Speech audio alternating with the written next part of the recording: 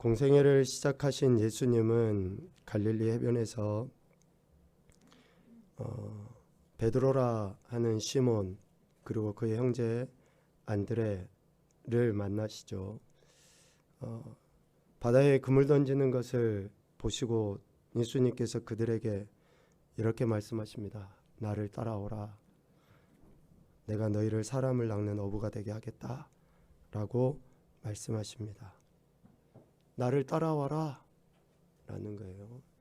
여기서 따라오라 라고 하는 것은 예수님께서 공생의 사역을 사시는 그 육체적인 기간 뿐만이 아니라 이제 지금 그들이 처한 이런 삶의 방식이나 삶의 목적과는 반대되는 삶, 주님이 기대하는 삶을 살아가라 라고 예수님이 그들을 부르신 거예요. 이 명령에 베드로 그리고 안드레 또 그 이후에 요한 등이 부름에 반응을 보이죠. 마태복음 4장 20절에 보면 그들이 배를 버려두고 그물과 배를 버려두고 예수님을 따랐다라고 이야기를 해요. 예수님의 부르심에 그들이 반응을 보인 거예요. 삶의 목적과 삶의 가치가 이전과는 사뭇 달라진 것에 대해서 그들이 이러한 행동으로 보인 겁니다. 이렇게 예수님이 부르시고 반응을 보였던 그들에게 예수님께서 질문을 하셔요. 오늘 누가복음 9장 말씀에 보면 예수님께서 자신에 대해 무리들이 그리고 또 예수님의 제자라고 하는 그들이 예수님에 대해 어떻게 생각하는지를 물으십니다. 왜 예수님이 자신을 따라오는 많은 무리들 그리고 자신을 따르고 있는 제자들에게 이 질문을 하실까? 공생애를 사시는 동안에 예수님께서 보이셨던 기적과 이적과 능력들이 있잖아요. 저들은 지금까지 그러한 신비로운 일들을 많이 경험해 보지를 못했어요. 그런 엄청난 일들을 경험했던 그 무리들에게 예수님이 자신에 대해서 어떻게 생각하는지 물으신 거죠. 무리가 나를 누구라고 하느냐? 그랬을 때 무리들의 대답을 제자들이 전해줍니다. 세례 요한이라 하고 더러는 엘리야, 더러는 옛 선지자 중에 한 사람이 살아났습니다 라고 전해주죠. 이 대답을 들으신 예수님이 이제 제자들을 향해서 직접적으로 또 물으십니다. 너희는 나를 누구라 하느냐? 라고 물으셔요. 예수님이 자신이 자기 자신에 대해서 또 남들의 평판에 대해서 그게 궁금해서 물으셨을까요? 자기의 평판이 어떠한지 그게 궁금해서 물으셨을까요? 아니죠. 예수님을 따른다고 하는 그 무리들, 가까이에서 따른다고 하는 그 제자들이 예수님을 따름에 있어서의 그 실질적인 그 고백이 삶으로 드러나고 있는지를 보시려고 물으신 거예요. 다시 이야기하면 예수님을 따르는 것은 뭐에 대한 증명입니까? 신앙 고백에 대한 증명이에요. 신앙 고백에 대한 증명으로서 예수님을 따라가는 거예요. 그래서 예수님이 무리와 제자들이 예수님에 대해서 어떻게 생각하는지를 물으신 거예요. 많은 무리들이 세례 요한 아니면 엘리야 더러는 옛 선지자 중에 한 사람이 살아났다 라고 이야기를 하고 있는데 여러분 이 이야기의 이면을 한번 생각을 해보십시오. 예수님께서 이 땅에서 공생의 사역을 다 마치시고 십자가에 죽임 당하시고 부활하시고 승천하셔서 함께 하시지 않아요. 그러면 무리들은 또 다른 세례 요한을 찾게 돼 있어요. 또 다른 엘리야를 찾게 돼 있고 또 다른 선지자 중에 한 사람을 찾게 돼 있어요. 이렇게 고백하는 자들은 또 다른 누군가, 또 다른 무엇인가가 있어야지만이 저들은 그를 따르게 돼 있어요. 그래서 예수님은 그러한 대답을 한 무리들의 대답을 뒤로 하시고 제자들에게 너희는 나를 누구라 하느냐 라고 물으셨고, 베드로가 하나님의 그리스도이십니다 라고 오늘 누가복음 9장 20절에서는 고백을 하고 있습니다. 신앙 고백의 대상이 명확해야 할 것에 대해서 예수님은 가르치시는 거예요. 지금까지 수없이 많은 선지자들이 있었어요. 지금까지 수없이 많은 세례 요한과 같이 오실 예수님에 대해서 이야기했던 사람들이 있어요. 엘리야와 같이 어떠한 능력도 나타내 보이고 어떠한 기적을 나타내 보이는 사람들이 있었어요. 그러나 실질적으로 저들이 따라야 될 신앙 고백의 대상은 예수님 한 분이어야 한다라는 것을 예수님께서는 가르쳐 주시고 있습니다. 이렇게 베드로의 고백, 하나님의 그리스도이십니다 라고 하는 그 고백을 들으신 이후에 예수님께서는 비로소 자신이 앞으로 어떻게 하나님이 맡기신 사명을 감당하실 것인지, 그리고 그러한 신앙 고백을 하는 자들이 어떠한 삶을 살아야 하는지 구체적으로 가르쳐 주셔요. 지금까지는 기적과 이적을 통해서 예수님이 어떤 분이신지 분명히 나타내 보이셨고, 그 예수님을 나타내 보이신 그 현상에 대해 사람들이 어떻게 생각하는지, 제자들이 어떻게 생각하는지를 들으시고 난 이후에 예수님은 자신이 앞으로 감당해야 될 사명, 그리고 또 제자들이 어떠한 은혜를 누리고 살아야 하는지에 대해서 가르쳐 주셔요. 그것이 바로 오늘 누가복음 9장 22절과 23절의 말씀입니다. 자신에게 주어진 사명, 앞으로 감당해야 될 일들을 비로소 말씀하십니다. 22절 말씀과 23절 말씀을 이어서 같이 봅시다. 시작.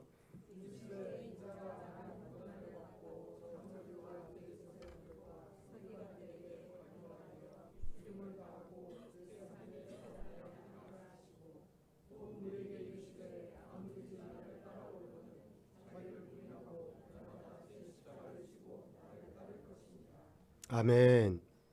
22절 말씀은 예수님이 감당하셔야 될 사명에 대해서 말씀하신 것이고, 23절의 말씀은 그 자신이 감당하실 사명에 대해 제자들이 어떠한 태도를 보여야 하는지 가르쳐 주시고 있다라고 할 수 있습니다. 그래서 신앙 고백이 중요합니다. 신앙 고백은 우리가 신앙 고백하는 대상에 대한 어떤 태도를 취하느냐에 의해서 확증되어져 가요. 내가 신앙 고백하고 있는 그 대상이 그 올바름에 대한 태도로서 어떠한지를 증명하는 거예요. 나의 태도로서. 그래서 예수님은 자신을 따르는 무리들에게 이 질문을 하심으로 인해서 예수님을 따르기 위해서는 먼저 주인, 주님, 그리스도로 받아들이고, 또 그렇게 받아들인 자들이 이러한 삶을 살아가도록 말씀하고 있습니다. 그런데 오늘 누가복음 9장 이렇게 1절부터 좀 전체적으로 내용을 살펴보면 신앙 고백과 예수님을 따름에 있어서 가장 걸림이 되는 것이 걸림이 되는 것이 우리 인간의 어떠한 그 감정이라는 것을 알 수 있어요.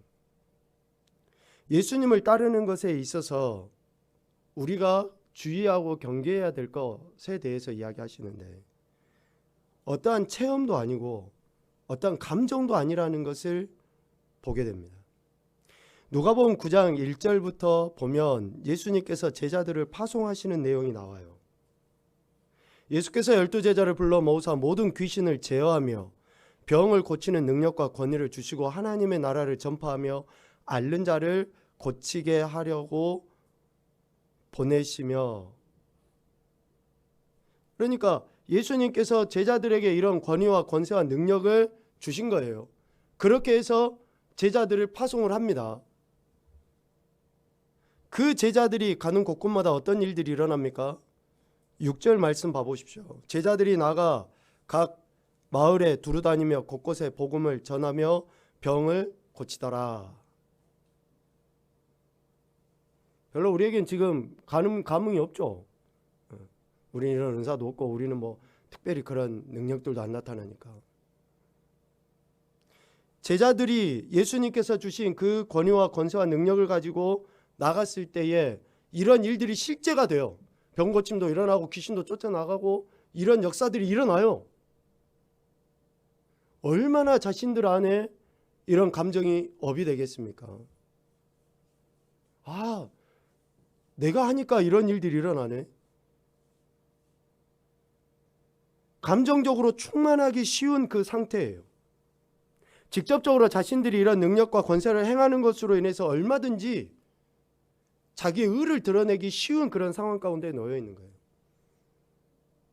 또 그 이후의 내용을 한번 봐보십시오. 10절 이하에는 어떤 이야기가 있습니까?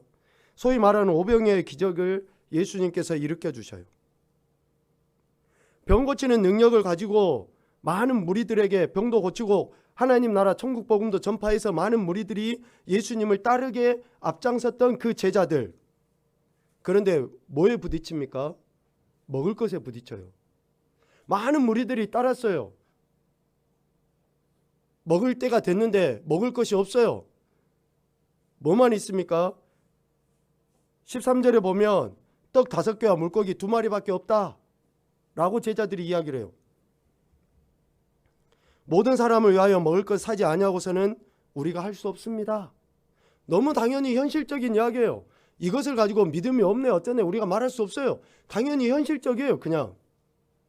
그런데 앞선 내용에서 제자들은 귀신도 쫓아내고 병도 고쳐내고 막 이런 엄청난 기적을 보였어요. 그런데 딱 먹을 게 없는 것을 가지고 현실에 부딪혀요.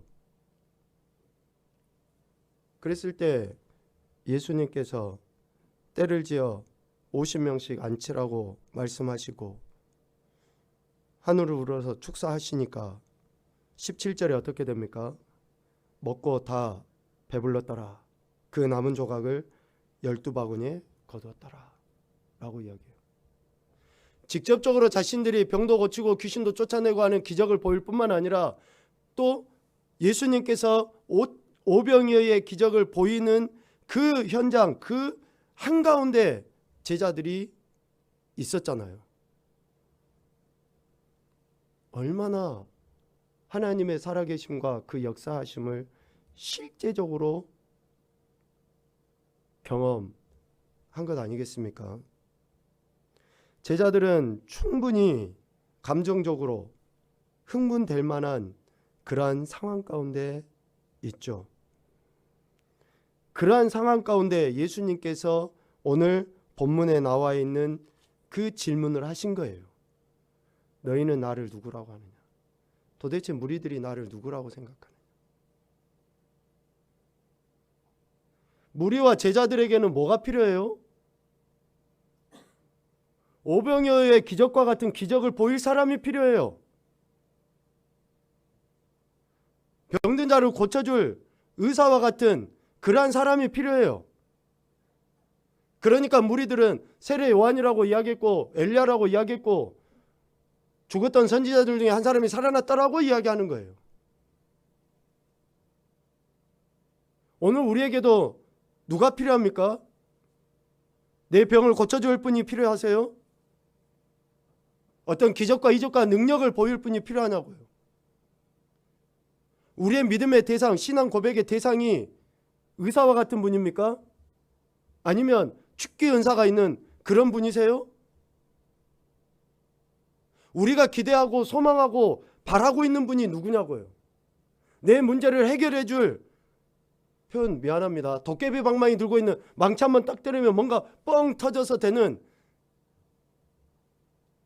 그런 사람이 우리에게 필요해요? 예수님이 이 시간에 물으셔요. 너는 나를 누구라고 하느냐? 너는 나를. 내가 진짜로 예수님을 나의 신앙 고백의 대상으로 고백하고 있는지, 믿음의 주요 온전하게 하신 이 예수 그리스도만 내가 바라보고 있는지, 아니면 기적과 이적과 능력을 통해서 하나님이 살아계신 것을 내가 직접적으로 경험하고 그런 것들이 내게 필요한지. 여러분, 오늘 우리가 예수님을 믿는 것은 어떤 기적 때문에 믿는 게 아니에요. 이적을 바라서 예수님 믿는 게 아니에요. 감정적으로 위로받기 위해서 예수 믿는 게 아니에요. 여러분, 더 노골적으로 이야기해 볼까요? 이 자리에 은혜 받으러 오시면 안 돼요. 은혜 받으러 이 자리에 앉아있는 게 아니라 내가 하나님 말씀대로 살지 못한 것에 대해서 통해 자복하고 이 자리를 떠나서는 내가 말씀대로 살아서 하나님의 영광을 드러내기 위해서 이 자리에 나온 것이지, 위로받고 잘한다 잘한다 엉덩이 뚜둑뚜둑 해주고. 여러분, 우리가 언제까지 그렇게 해야 됩니까?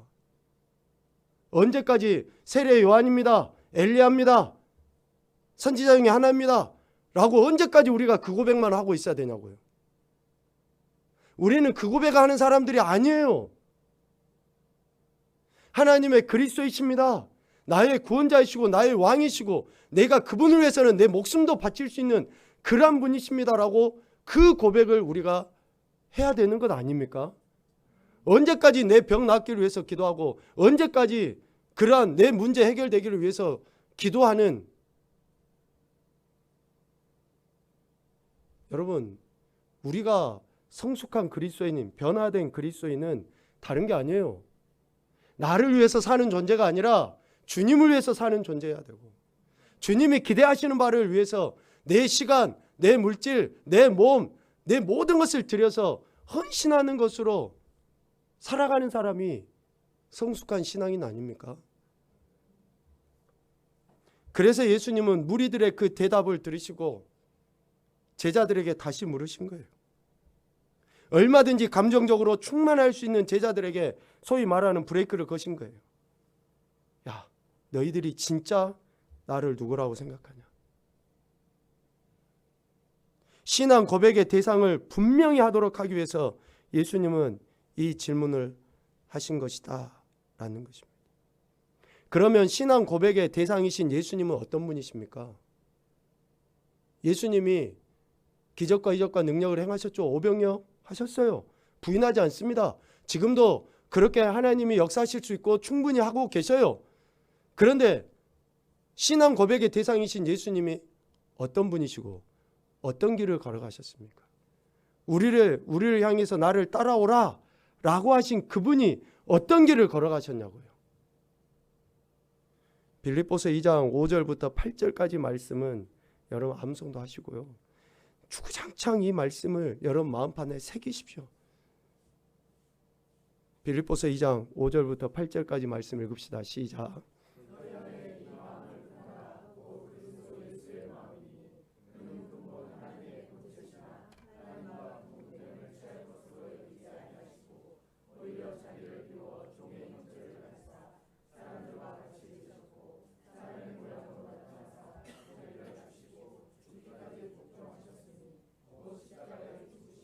아멘. 나를 따라오라 라고 하신 예수님 그 존재 나는 바로 빌립보서 2장에서 말씀하시는 이러한 예수님이셔요. 내가 하나님의 그리스도이십니다, 주는 그리스도시고 살아계신 하나님의 아들입니다 라고 내가 그렇게 고백했다고 하면 그 고백의 대상이신 예수님이 빌립보서 2장에 그 예수님이시라는 것을 고백할 뿐만 아니라 그렇게 따라가는 거예요. 이게 우리의 신앙이어야죠. 왜? 신앙 고백의 대상이신 그분이 그렇게 살았으니까. 고백은 그렇게 해놓고, 고백은 그분이라고 이야기를 해놓고, 내 삶에서는 여전히 엘리야를 기다리고 있고, 여전히 선지자 중에 한 사람을 기다리고 있다 그러면 그 고백이 진짜 고백이겠습니까? 아니면 그 따름이 진짜 따름일까요? 만약에 저기에서 더 큰 뻥 하고 충격적이고 더 쇼킹한 은혜들이 있으면 거기 쳐다보고 또 쫓아가겠죠. 여기에 더 뭐가 하나 또 뻥 터지면 저기 보고 또 쫓아가겠죠. 여러분, 그래서 우리는 내 신앙 고백의 대상이 어떤 분이시며 내가 고백한 것에 대해서 어떤 삶의 태도를 취해야 하는지를 늘 생각하고 살아가야 돼요. 생각하고. 이것이 묵상이에요, 여러분. 여러분 고민을 많이 하셔야지 돼요. 지금 내가 예수님을 어떻게 고백하고 있고 또 내가 그분을 따르기 위해서 어떻게 지금 살아가고 있는지 생각을 많이 하셔야지 돼요. 그래야지만이 분별할 수 있어요. 분별해야지만이 교묘하게 우리를 유혹해서 넘어뜨리려고 하는 악한 것들, 거짓 것들, 이런 것들로부터 우리가 이길 수 있어요. 얼마나 세상이 우리를 넘어뜨려서 하나님 나라 백성으로 살지 못하도록 만드는지 여러분 아시잖아요. 그래서 예수님께서는 이러한 신앙 고백하는 자들에게 자신의 삶, 빌립보서 2장의 말씀과 같은 말씀을 22절에 하셨고, 이제는 이러한 삶을 살라라고 권면, 명령하고 계십니다. 23절, 아무든지 나를 따라오려거든 자기를 부인하고 날마다 제 십자가를 지고 나를 따라라 라고 이야기하셔요. 첫 번째는 자기 부인이에요. 자기 부인. 내 자신은 더 이상 없어요. 나는 없어요. 나는 예수님에 의한 존재가 됐고 예수님을 위한 존재가 된 거예요. 예수님 믿으면. 예수님 믿는 것은 하나님의 은혜, 축복이고 선물이라고 이야기했어요. 그런데 이 은혜와 축복에 대해서는 책임이 따라요. 그 책임은 뭐냐? 내가 이제는 없어지고 예수님을 위하여, 예수님에 의하여 살아가는 그런 나만 있어야 돼요. 나만. 그런데 여전히 자기 자아가 있는 것은 미안하지만 그 신앙 고백에 문제가 있을 수 있어요. 그래서 우리가 그 신앙 고백한 것대로 살기 위해서 몸부림을 치는 거예요. 은혜를 구하고 또 말씀을 읽고 묵상하고 기도하고 하는 그런 행동들을 보이는 거예요. 우리의 죄성이 언제 없어집니까? 하나님의 말씀이 우리 안에 들어올 때 없어져요. 하나님의 말씀이 능력이라고 여러분 믿습니까? 그럼 하나님의 말씀을 깊이 읽어야죠. 묵상을 해야죠. 그래야지 내 안에 있는 죄성이나 나를 넘어뜨리려고 하는 것들로부터 우리가 이기죠. 하나님의 말씀이 능력이라고 입술로는 이야기하는데, 예수님이 나의 주님이라고 입술로는 시인은 하는데 그렇게 살지를 않으니 죄와 적당히 타협하게 되고 옳지 않은 것에 대해서 너무나 관대하게 아무렇지 않게 감정적으로 상황적으로 환경적으로 살아감에도 불구하고 전혀 거기에 대해서 거리낌이 없어. 남들도 다 그렇게 하는데 뭐 내가 교회 다녀주면 됐지 뭐, 이렇게 생각하고 신앙생활을 해요. 여러분 제일 불쌍한 사람이 어떤 사람인지 알죠? 교회 안에 있으면서 구원 못 받는 사람이 제일 불쌍한 사람이라 했어요. 두렵고 떨리는 이야기입니다. 교회 다니는데 예배당 안에 있는데 구원 못 받은 사람, 얼마나 부끄럽고 창피한 일인지 모릅니다. 그래서 사도 바울은 갈라디아서 2장 20절에서 이 말씀하셨어요. 더 이상 우리는 내가 아니라 예수님에 의한, 예수님을 위한 나여야 한다라는 것을 이야기하십니다. 같이 선포합시다. 시작. 내가 그리스도와 함께 십자가에 못 박혔나니 그런즉 이제는 내가 사는 것이 아니요 오직 내 안에 그리스도께서 사시는 것이라. 이제 내가 육체 가운데 사는 것은 나를 사랑하사 나를 위하여 자기 자신을 버리신 하나님의 아들을 믿는 믿음 안에서 사는 것이라. 아멘. 여러분, 우리는 이제 예수 그리스도 안에서 예수님과 함께 죽고 예수님과 함께 사는 사람이에요. 여러분, 예수님을 따름에 있어서 가장 큰 걸림돌이 뭡니까? 목사가 걸림돌이에요? 장로, 권사, 안수집사, 교회 직분자가 걸림돌이에요? 누구예요? 네. 나.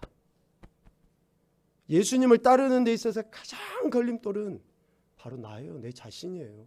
내 자신이 죽어지지 않으니까 여전히 내가 감정 충만하고 상황 환경 충만하고, 그러니까 예수님을 제대로 따르지 못해요. 그래서 예수님이 이야기하셔요. 자기를 부인해야 된다. 두 번째는 자기 십자가를 지고 따라야 한다. 그것도 날마다. 자기 십자가는 하나님이 부여하신 책임입니다. 책임. 각각의 책임이 다 있어요. 우리는 어떠한 그 사명자로 부른 자들에게 이야기하는 게 아니에요.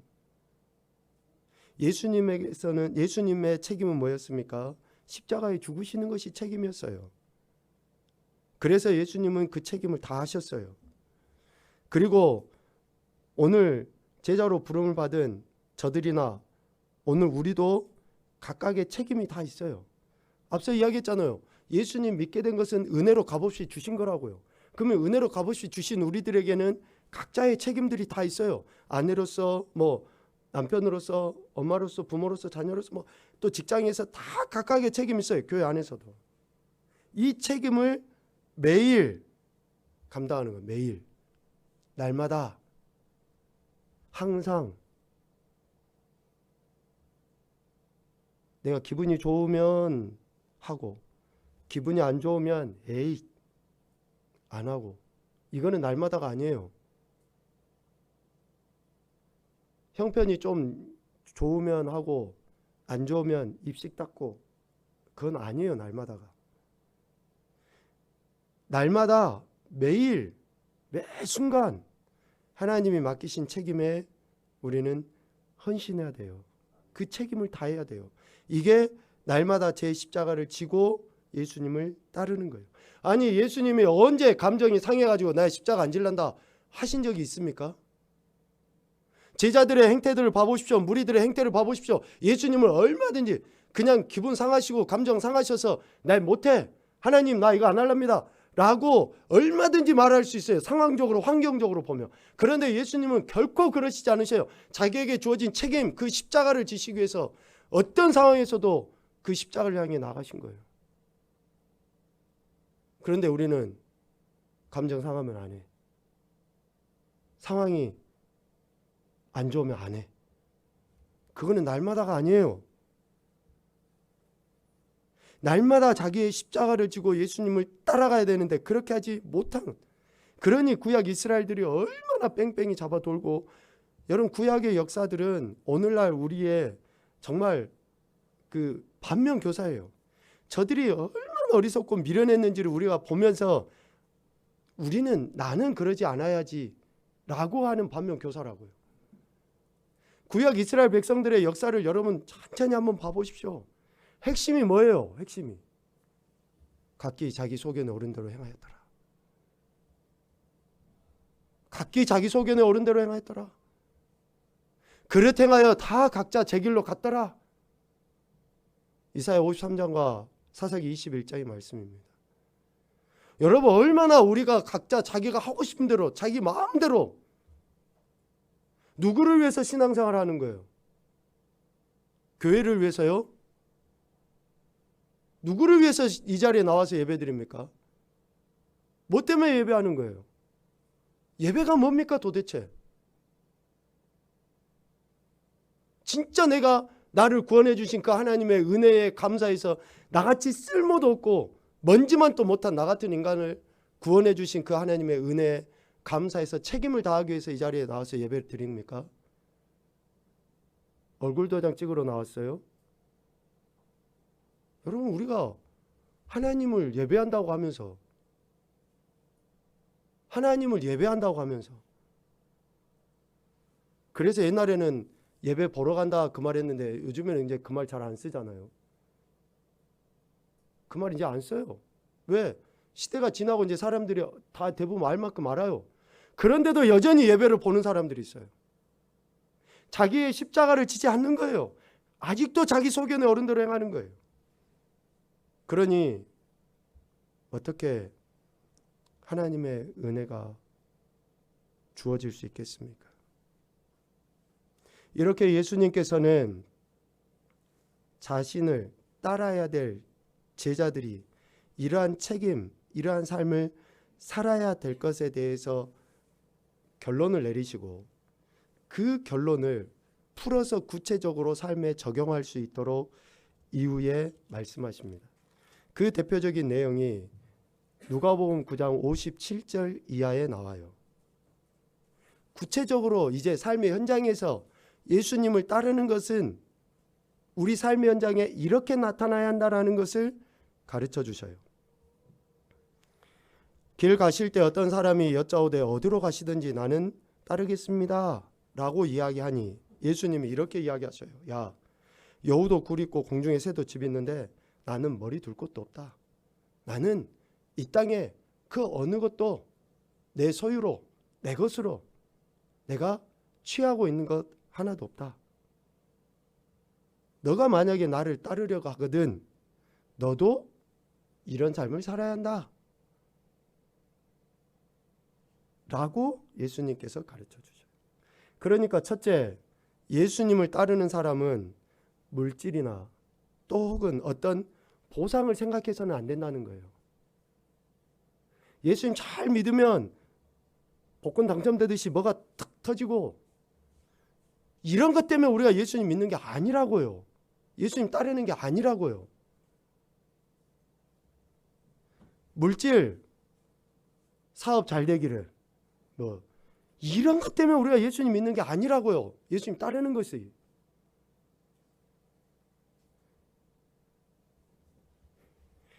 그래서 이야기하잖아요.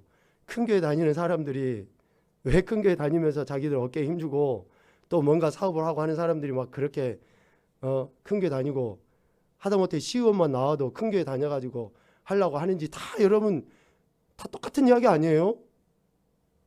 응? 여기 조례동에 여기 시의원 나온 사람 있어요. 새벽에 우리 교회 몇 번 나오시다가 큰 교회를 옮겼어요. 아, 진짜로 예수님 믿는 거야. 예수님 따르는 게 이런 게 아니잖아요. 두 번째는 뭐예요? 예수님을 따르는 사람은 예수님의 요구와 예수님의 기대하심, 바라심에 헌신하는 거예요. 또 다른 사람에게 나를 따르라 라고 예수님이 말씀하셔요. 그랬더니 그가 나로 먼저 가서 내 아버지를 장사하게 허락하옵소서. 너무나 당연하게 맞는 이야기 같죠. 그럴 수 있어요. 그런데 예수님이 60절에 이렇게 이야기하셔요. 죽은 자들로 자기의 죽은 자들을 장사하게 하고 너는 가서 하나님 나라를 전파해라 라고. 예수님이 돌아가신 부모를 업신여겨라고 한 거예요? 아니에요. 우선순위가 분명하고 명확하게 삶의 태도가 정해져야 할 것에 대해서 가르치시는 거예요. 여러분 우선순위가 어디에 있습니까? 여러분의 신앙과 삶의 현장에 우선순위가 뭐냐고요. 그것을 분명하게 하니까 믿음의 대상이신 예수님에 대해서 제대로 고백도 못하고 고백해놓고도 여전히 내가 상황이나 환경에 이끌려서 살아가게 되는 이러한 일들이 일어나는 것 아니에요. 예수님의 요구, 기대하심에 헌신하는 거예요. 마지막 한 가지는 예수님을 따르는 사람은 세상의 것이 아닌 하나님 나라를 바라봐야 된다는 거예요. 61절에 또 다른 사람이 이르되 주여 내가 주를 따르겠습니다. 그런데 나로 먼저 내 가족과 작별을 하게 좀 허락해 주십시오. 이렇게 이야기해요. 이 이야기도 너무나 현실적이고 당연히 맞는 이야기죠. 그런데 예수님이 62절에 말씀하셔요. 손에 쟁기를 잡고 뒤를 돌아보는 자는 하나님 나라에 합당하지 않다. 진짜 예수님이 기대하시고 바라시는 하나님 나라의 합당함. 그래서 먼저 하나님 나라와 의를 구하고 하나님이 우리에게 요구하시는 바에 대해서 헌신하는 그런 사람, 이 제자요 하나님의 그리스도이십니다라고 고백하는 자의 삶의 모습이다라고 이야기합니다. 그런데 여러분, 오늘 57절 이하의 내용을 다시 생각해 보십시오. 예수님 믿는다고 명예, 돈 이런 것들 멀리하고 살아가고 하나님이 기뻐하신 일들에 마음을 두고 살아가다 보면 세상 사람들은 뭐라고 이야기할까요? 야, 정말 대단하다. 야, 네 믿음 괜찮다. 야, 참 멋지다. 이렇게 이야기할까요? 미안하지만 사람들은 조롱해요. 비웃어요. 야, 바보 멍청이처럼 야, 이렇게 조금만 하면 돈도 벌고 교회도 다니고 얼마나 좋냐. 그런데 그러한 이야기에 귀가 솔깃해가지고 우리가 주님이 하신 말씀을 등한히 여기고 거기에 대해서 우리가 부끄러운 태도를 취하잖아요. 그럼 어떻게 될까요? 오늘 누가복음 9장 26절 말씀 읽어봅시다. 시작.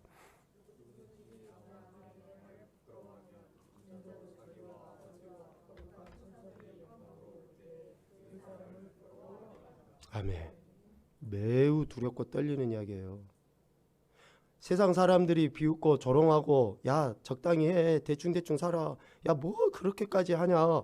대충 교회 다니고 뭐 헌금도 조금 하고 그렇게 하면 되지. 왜 유별나게 그렇게 하냐. 그렇게 하면서 이야기할 때 우리가 거기에 솔깃해가지고 아, 그래. 이렇게 해도 되고 저렇게 해도 되는데 라고 주님의 말씀, 날마다 자기를 부인하고 자기 십자가를 지고 예수님이 따르라고 하신 그 말씀을 등한히 여기고 그렇게 마음대로 살아가다가 주님 앞에 서면 어떻게 한다고요? 주님이 우리를 모른다 하셔요. 그래서 앞서 이야기한 것처럼 교회 다니면서 구원받지 못하는 사람이 제일 불쌍한 거예요. 제일 불쌍한 거. 더 적극적으로 예수님은 우리에게 명령하셔요. 24절. 누구든지 제 목숨을 구원하고자 하면 잃을 것이고 누구든지 나를 위하여 제 목숨을 잃으면 구원을 얻으리라. 여러분 믿습니까?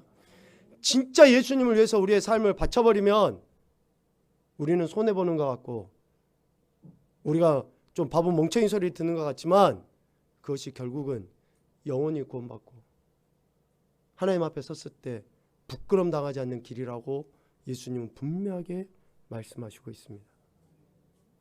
의지력은 예수님처럼 하나님이 바라시는 일을 제때에 이루기 위해서, 제때에 이루어드리기 위해서 헌신하기로 작정해버리는 것이 의지력이에요. 단순히 우리가 뭐 내 인간의 의지의 차원이 아니에요. 하나님이 기대하시는 바를 알고 내가 그렇게 살아가기로 작정해버리는 거예요. 얼마나 우리가 그렇게 살아가고 있는지 찬찬히 고민해 봐야 될 필요가 있습니다. 진짜로 내가 그리스도인으로서 그렇게 살아가고 있는지. 하나님께서 저와 여러분에게 기대하시는 바, 우리 각자에게 주어진 십자가가 무엇인지 우리는 압니다. 그 십자가를 지고 주님을 따르는 것이 우리가 하나님 앞에 섰을 때 부끄럼 당하지 않는 길이라는 것을 꼭 기억하시고 날마다 말씀과 기도로 성령 하나님의 은혜를 구하십시오. 그래서 예수님을 믿고 따르는 것에 있어서 우리가 의지력의 품성을 보이시고 하나님의 영광을 나타내며 이 마지막 때의 신실한 그리스도인됨을 증명해 보이는 귀하고 복된 한 날과 한 달이 되시기를 주님의 이름으로 축복합니다. 아멘.